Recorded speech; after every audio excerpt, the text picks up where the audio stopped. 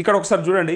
Inverter నిప్పురవ్వలతోనే ప్రమాదం. Short సర్క్యూట్తో అంటుకున్న నిప్పు నగల దుకాణంలోని చెక్క ఫ్రేమ్పై పడి మంటలో నిపుణుడి ప్రాథమిక నిర్ధారణ. ప్రమాదంపై నేడు రేపు సమగ్ర నివేదిక. ప్రమాదాన్ని గుర్తించాక గంటపాటు నిప్పు ఆర్పేందుకు యత్నించిన బాధితులు. పరిస్థితి చేయి దాటడంతో ఫైర్కు ఫోన్. మీడియాతో ఇష్టగోష్ఠిలో అగ్నిమాపక శాఖ ఉన్నతాధికారి అంటూ గుల్జార్ హౌస్ ప్రాంతంలో ఒకే కుటుంబంలో 17 మందిని బలి తీసుకున్న అగ్ని ప్రమాదానికి కారణం ఇన్వర్టర్లో వచ్చిన నిప్పు రవ్వే అంటూ. ఇన్వర్టర్ అంటే మనందరికీ ఎరక.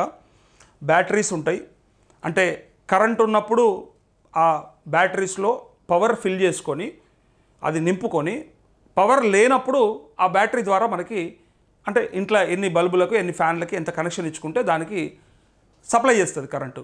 సో ఆ కరెంటు సప్లై చేసేటువంటి బ్యాటరీలు దాన్ని పని చేయించే ఇన్వర్టర్ అంటారు. సో ఆ ఇన్వర్టర్లో స్పార్క్స్ వచ్చినాయంట. సో మరి సమ్మర్లో ఏసీలు కానీ అట్లే ఇట్లాంటివన్నీ కూడా అంటే ఎలక్ట్రానిక్ గూడ్స్ ఏవైతే గ్యాడ్జెట్స్ ఉంటాయో వాటితో కొంత జాగ్రత్త పడాలి. ఇంకొకటి ఏంటిదంటే ప్రికాషన్స్ కూడా తీసుకోవాలి కొన్ని. ఇప్పుడు ఇన్వర్టర్ యాక్చువల్గా చాలామంది ఇంట్లో చాలా లోపటికని పెట్టుకుంటారు.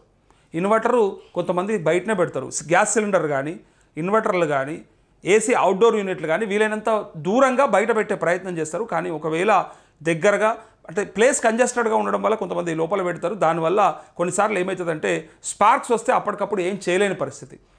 ఎక్కడో కాదు, మా ఆఫీస్ పైన కూడా ఒకసారి ఇట్లనే జరిగింది. మేము వచ్చేసరికంటే మొత్తం మంటలు అంటుకున్నాయి. కారణం ఏంటిదని తీర్చి చూస్తే ఆయన చార్టెడ్ అకౌంటెంట్ ఉంటాడు. ఫైనల్గా ఆయన ఏం చేసిండంటే సాటర్డే రోజు ఏసీ ఆన్ చేసి సండే రోజు ఇంట్లో వర్క్ చేసుకోవడానికి, అంటే ఈ సిస్టమ్, ఆయన చార్టెడ్ అకౌంటెంట్ కాబట్టి ఈ సిస్టమ్ డేటా అక్కడ పని చేసుకోవడానికి సిస్టమ్ ఆన్లో పెట్టి వెళ్ళిండు.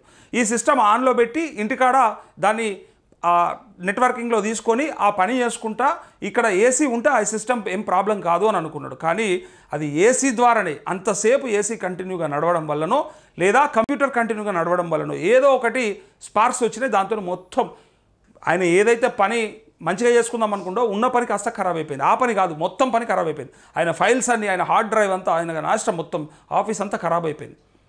కొన్నిసార్లు మనం చేసేది ఏదో అంటే కదా, 10 రూపాయల పనికి చూస్తే గోరుతో పోయేదానికి గొడ్డల దాకా పోతుంది అన్నట్టు 10 రూపాయలతో అయిపోయేదాన్ని కొన్నిసార్లు 10,000 రూపాయలు కూడా పోగొట్టుకుంటాం. ఇక్కడ కూడా అదే జరిగింది.